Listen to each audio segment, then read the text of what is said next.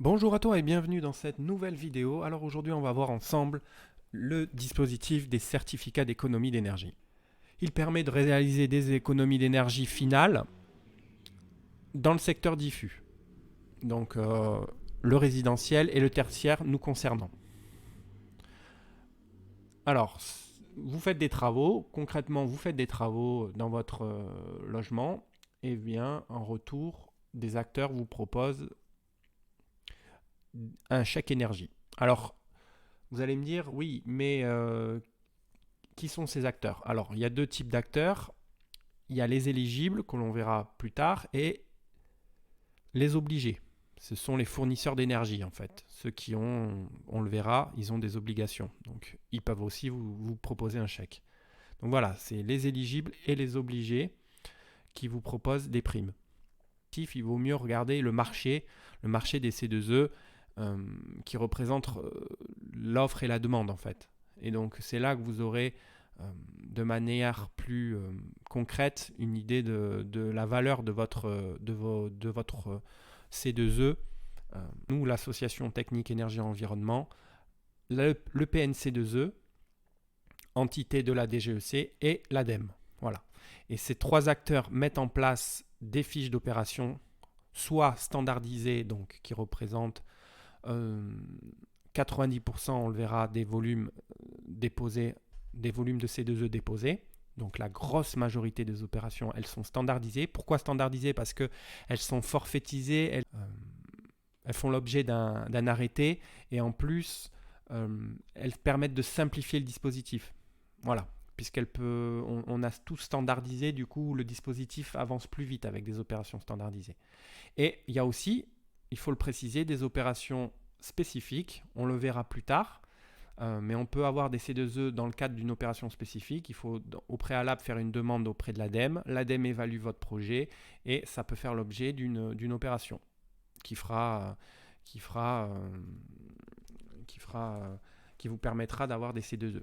Mais ça représente un faible volume des C2E déposés, il faut le savoir. Les opérations spécifiques sont, sont tranchées d'ailleurs par le PNC2E et aussi la T2E. Hein. La, voilà, c'est les trois acteurs qui prennent après une décision quant à la pertinence du projet. Voilà, donc les éligibles, on le verra après, hein, les éligibles et les obligés, voilà, ils n'interfèrent pas. Alors les obligés peuvent éventuellement faire des propositions de fiches d'opérations spécifiques, mais c'est pas leur, ils n'ont pas vocation à proposer des projets spécifiques. Voilà, donc une période, je vous l'ai dit, ça dure 3 ans, et l'État impose aux fournisseurs d'énergie et aux distributeurs de carburant euh, une obligation en fait. Ils imposent, alors ils sont appelés les obligés, et ils réalisent un certain nombre de volumes d'économie d'énergie euh, liés à leur obligation. Voilà. Cette obligation, elle est liée au volume d'énergie qu'ils ont vendu, distribué. Et donc, plus ils vendent, plus ils ont l'obligation. Et l'obligation, elle est, euh, elle est en termes de... Elle est en kilowattheure QMAC. QMAC pour cumuler et actualiser. Alors, très bon site, le site de l'association. Vous pouvez l'avoir en cliquant sur... vous tapez AT2E sur Google, vous allez tomber sur at2e.fr, vous allez sur le club C2E ici, vous avez les dernières actualités du dispositif, et vous avez même ici, quand vous voulez voir une fiche, vous allez cliquer sur opération standardisée. Par exemple, l'opération standardisée les opérations de la quatrième période, secteur par secteur.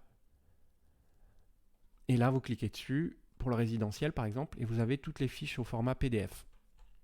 Ouais, donc c'est vraiment un très très bon site si vous voulez avoir une fiche en particulier, si vous souhaitez, par exemple, euh, si vous effectuez le réglage des organes d'équilibrage d'une installation de chauffage à eau chaude, eh bien, vous avez une fiche ici qui vous permet de... C'est la fiche qui fait l'objet d'un arrêté. voyez, il y a le logo du ministère. Et donc, vous avez aussi le montant en fonction du nombre d'appartements que vous avez. Donc, vous voyez, très bon site. Alors, deuxième site aussi indispensable, vous écrivez C2E sur Google, vous allez sur écologique-solidaire.gouv.fr et vous allez tomber sur dispositif des certificats d'économie d'énergie. Et là, on rentre plus dans les détails. Vous avez même les détails de la nouvelle obligation spécifique mise en place suite à la loi de transition énergétique, suite à la loi relative à la transition énergétique pour la croissance verte de 2015. Donc il y a eu une nouvelle obligation, ce qu'on appelle une obligation spécifique, en plus des obligations classiques d'un certain, de 150 TWh Qmax sur 2016-2017. Donc voilà, ça rentre un peu plus dans les détails et en plus ça explique dispositif période par période. Eh bien, ça explique les résultats, ça fait un compte rendu de toutes les C2E déposées, etc., les nouvelles évolutions du dispositif, les nouveaux arrêtés, etc. Donc vraiment, vous voyez, en plus il y a un sommaire, donc très très bon. Le site du ministère pour les C2E, c'est top. Et la T2E, voilà.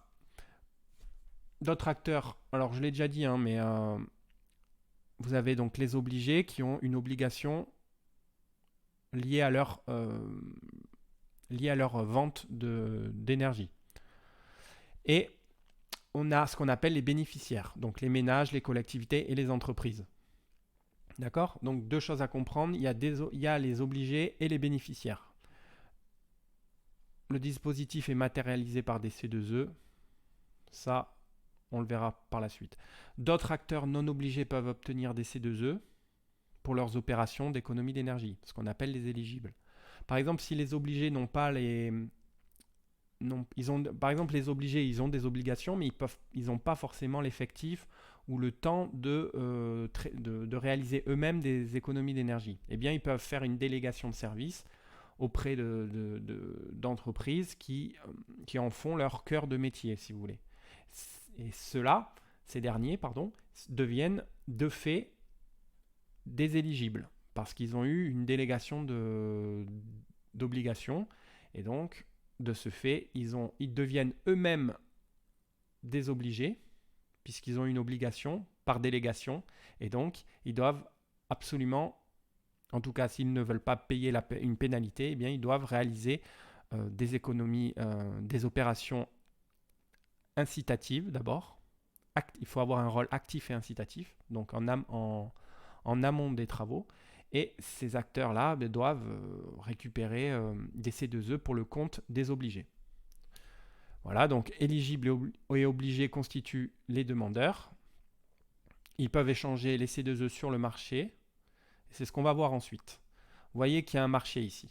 Ça, vous ne le saviez peut-être pas, mais les acteurs, alors l'autorité administrative, c'est le PNC2E, c'est le ministère qui délivre les C2E soit aux acteurs non obligés, donc ce que je vous ai expliqué, les éligibles, donc par exemple le GOPLC, Certinergie, toutes ces sociétés qui récupèrent des C2E pour le compte d'obligés. Enfin, en réalité, c'est même plus pour le compte des obligés, c'est pour leur compte à eux parce ils sont éligibles, mais en fait, ils deviennent obligés puisqu'ils ont récupéré une partie de l'obligation des obligés. Voilà.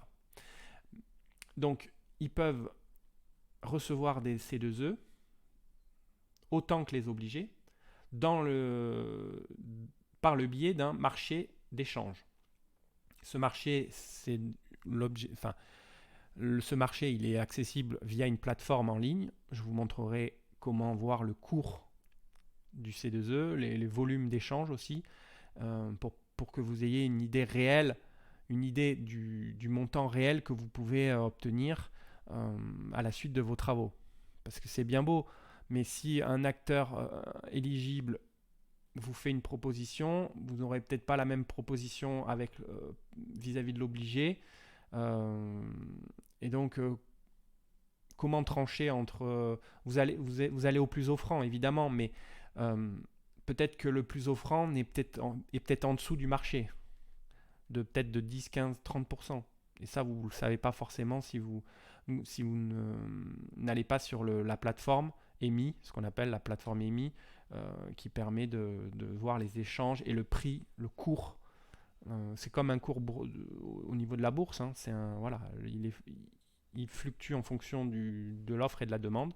Eh bien, si vous n'êtes pas au courant de ce prix-là, du prix actuel du marché, eh bien, vous pouvez potentiellement perdre de l'argent si on vous fait une offre plus basse. Voilà, alors voilà, ici, l'acteur obligé, il doit avoir un rôle actif et incitatif.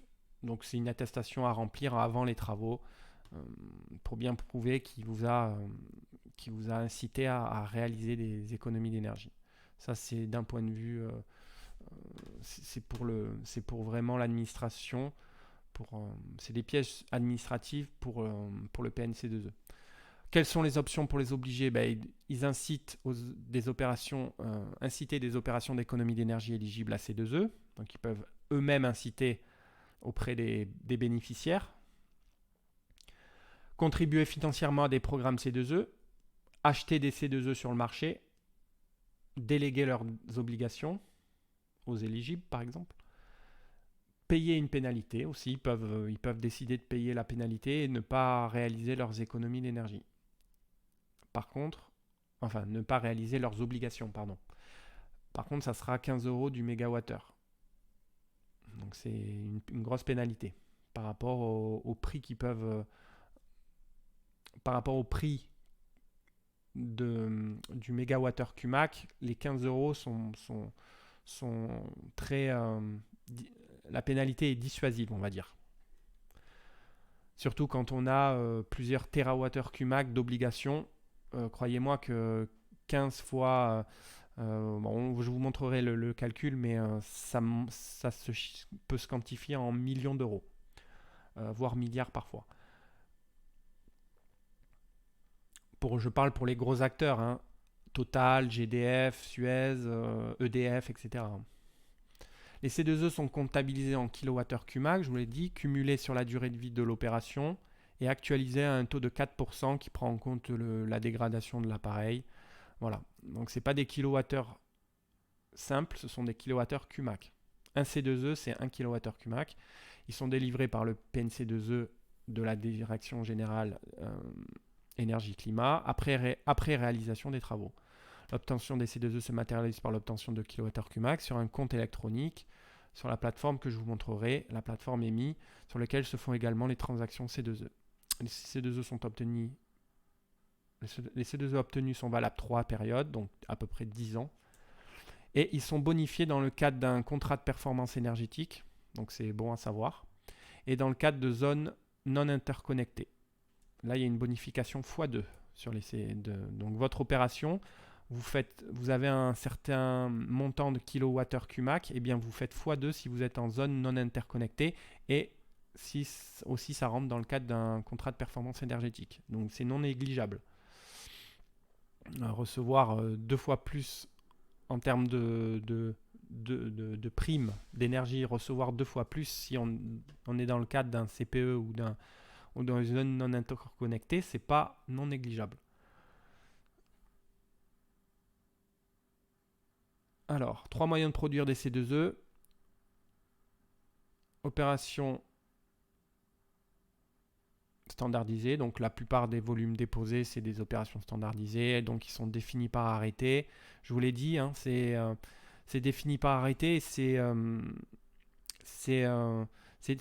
discuté avec 3 acteurs, la T2E, l'ADEME et le PNC2E.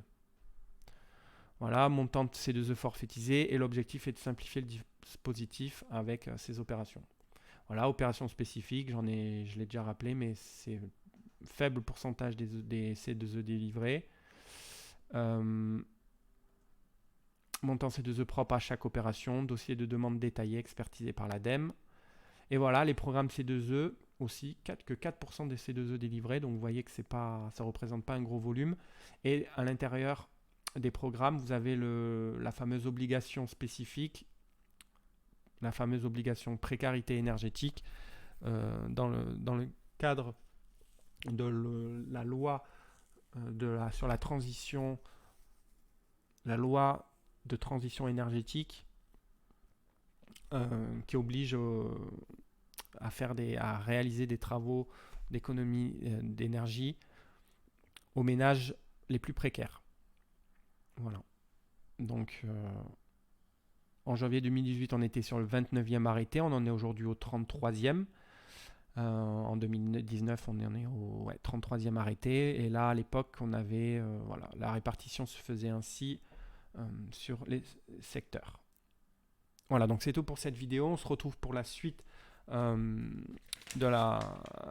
le dispositif des certificats d'économie d'énergie. On verra ensemble les astuces et les pièges à éviter si vous voulez obtenir un chèque énergie. Voilà.